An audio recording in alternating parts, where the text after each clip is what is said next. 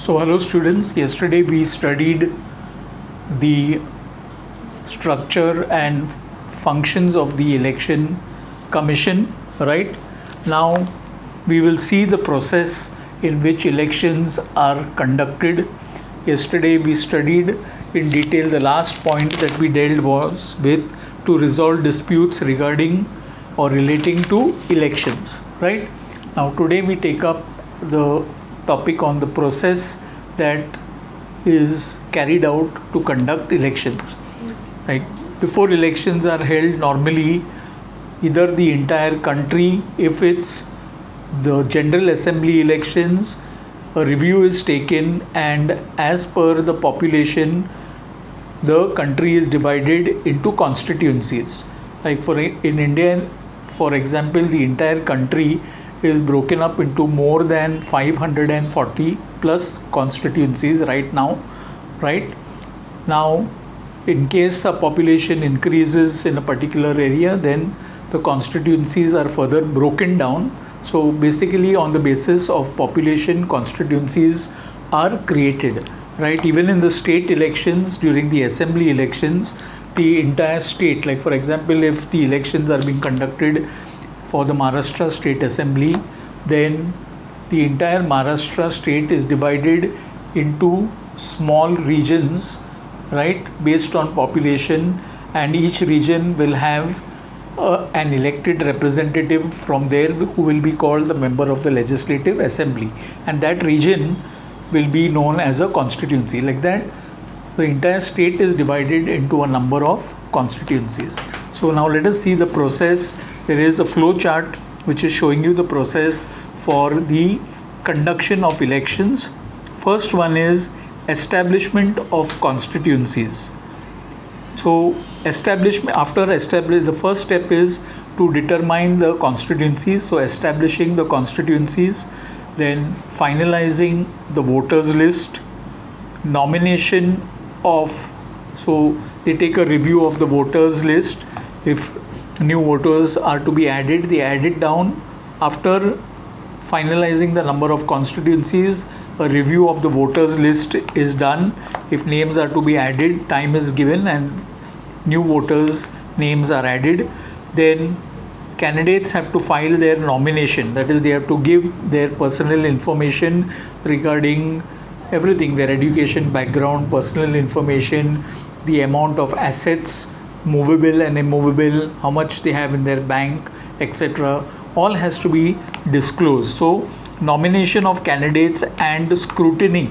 Scrutiny means checking the rightness or the correctness of the information given, that is scrutiny of the nomination form.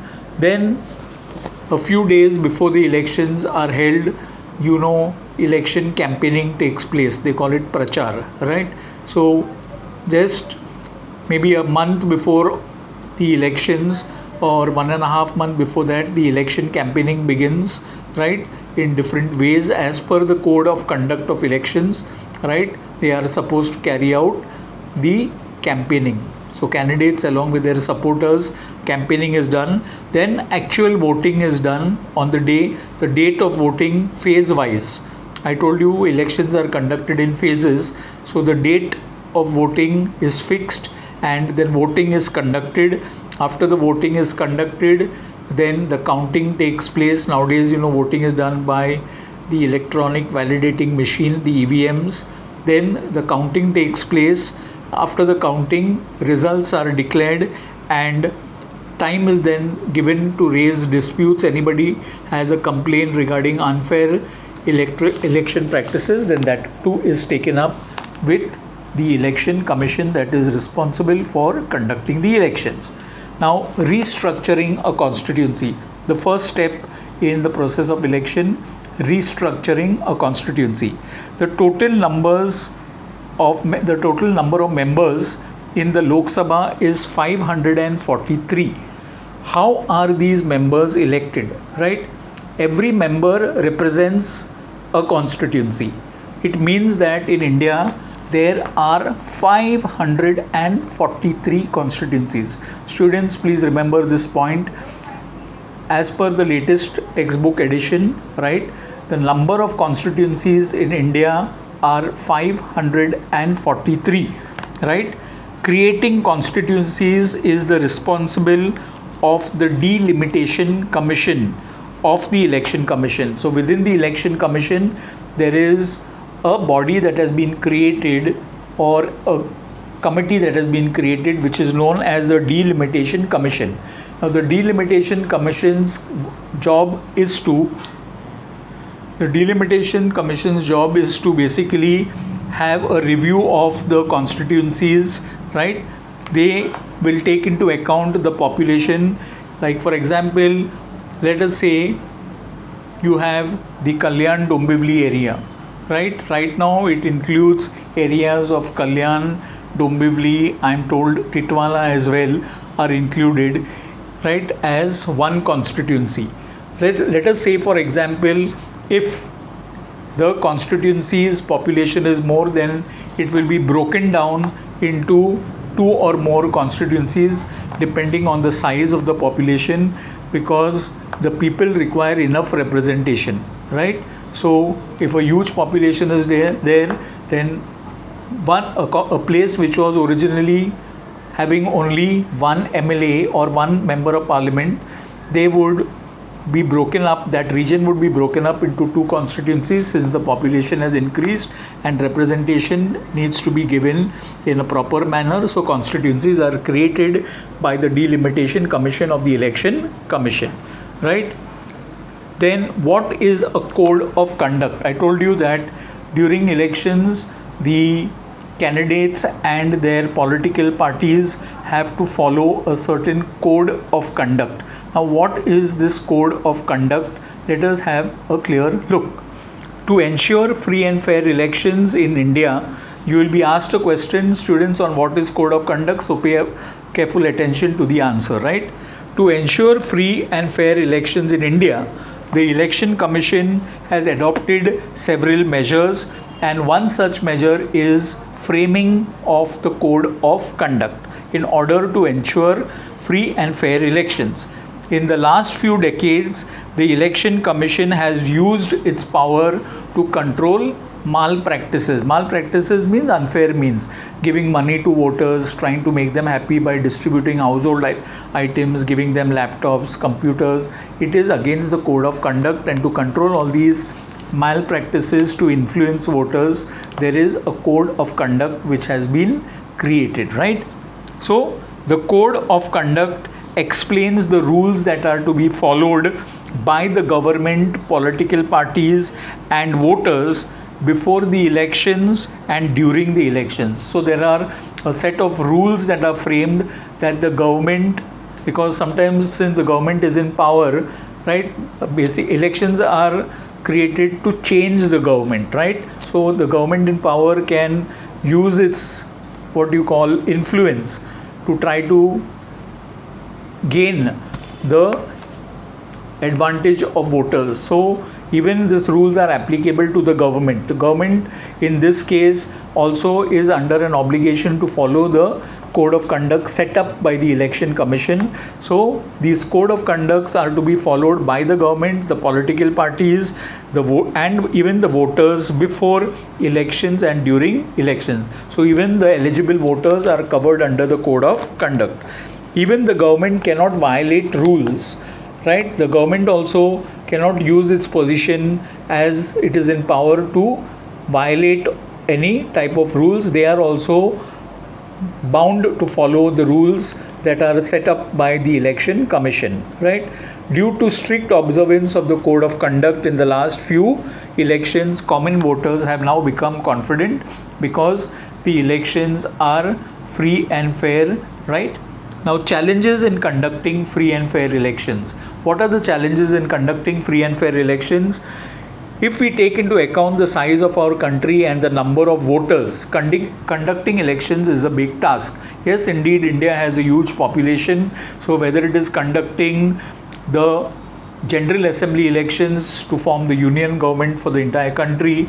It is a big task considering the 135 crore population that we have in our country. Of course, all of them are not eligible voters. A percentage of that, only above the age of 18, are eligible voters. But still, students, it's a big task in such a huge country to conduct elections, right, with a huge population. The Election Commission has to work in accordance with the laws while dealing with these challenges.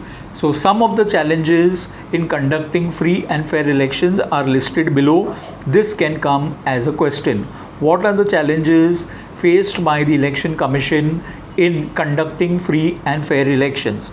First challenge is misuse of money takes place to a great extent during the election. The Election Commission has to take several measures to stop the misuse of money.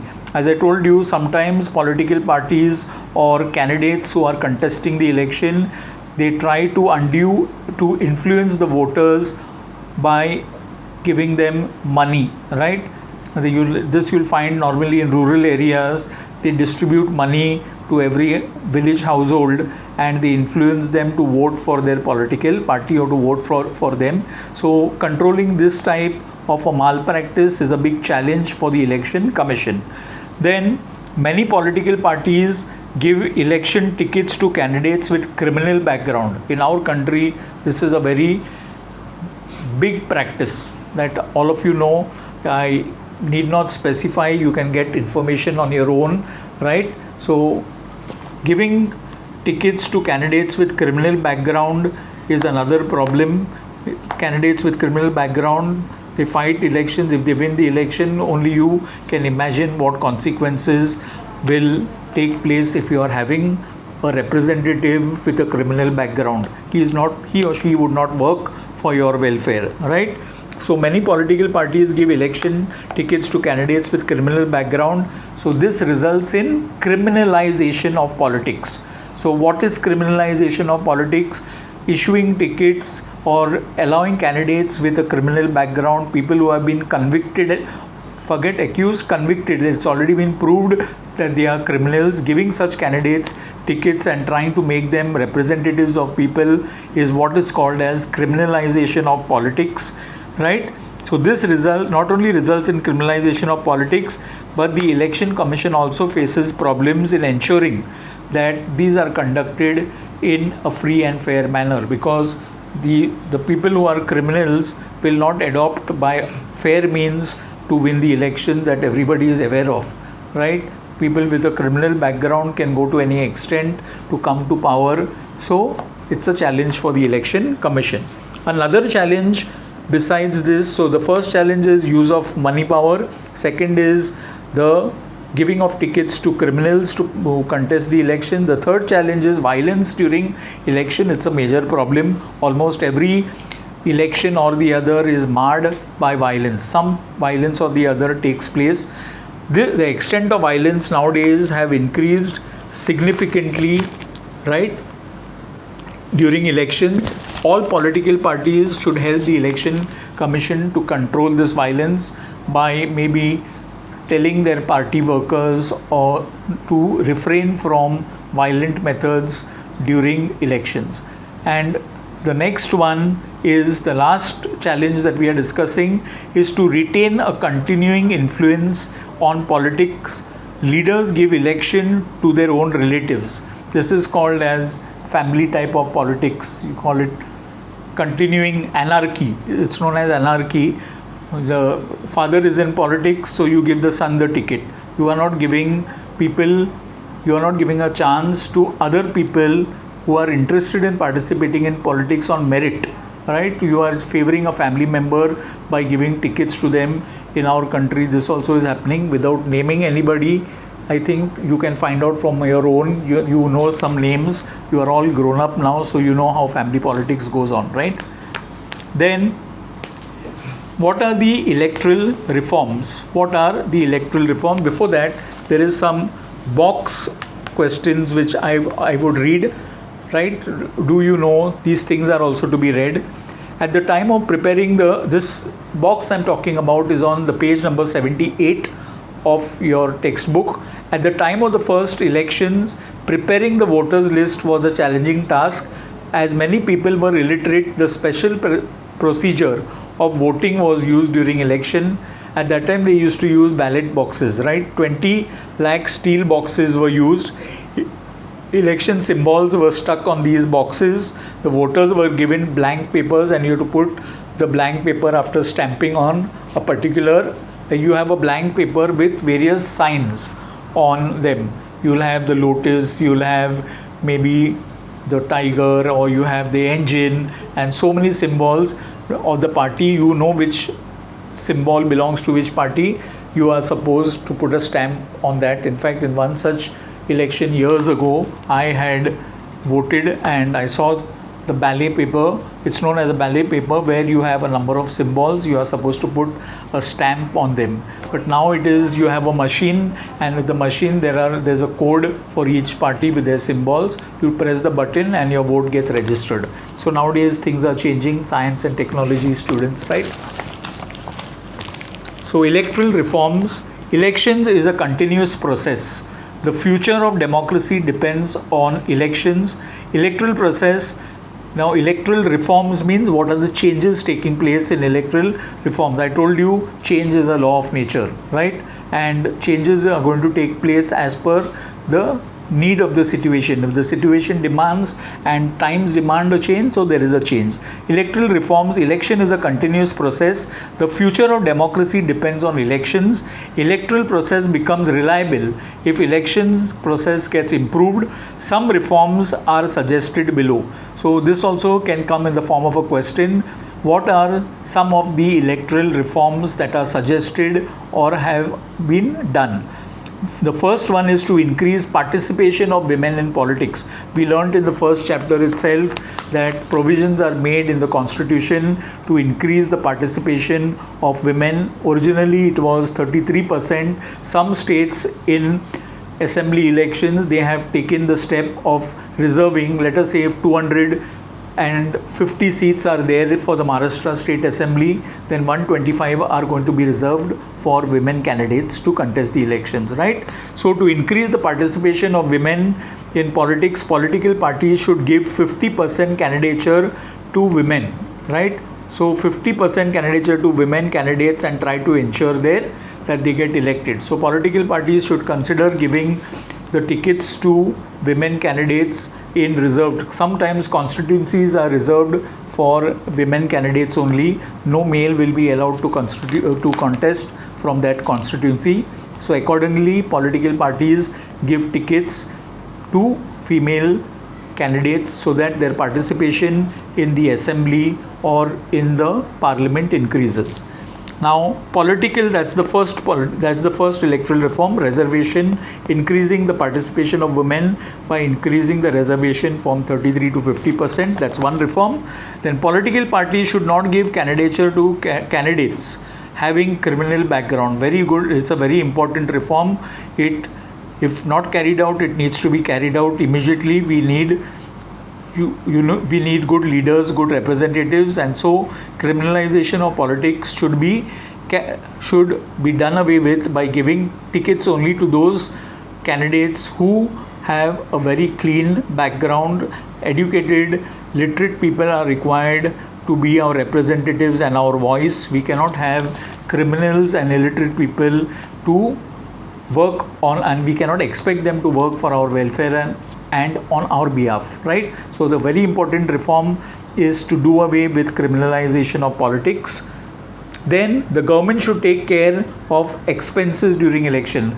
A lot of money is spent nowadays. Political parties are supposed to give their statement of accounts as to how much money they have spent on election campaigning, right? You have more money, you collect more funds, and you influence voters. That's not right? So the government, to ensure that parties will not make misuse of money and mismanagement of money during election, can be stopped if the political parties and candidates contesting the election are asked to produce a statement of expenses that they have spent during the elections. Then Representation of People's Act should be amended so that candidates having a criminal background would not be able to participate in election. Students, please go through the reforms, these reforms, electoral reforms are very, very important. It can come as a question, right? Now, you can read the box that is there on page number 79, the journey from the ballot boxes till the EVM machines. So it's very, very important to read the journey from ballot boxes to EVM machine. Very, very important, right?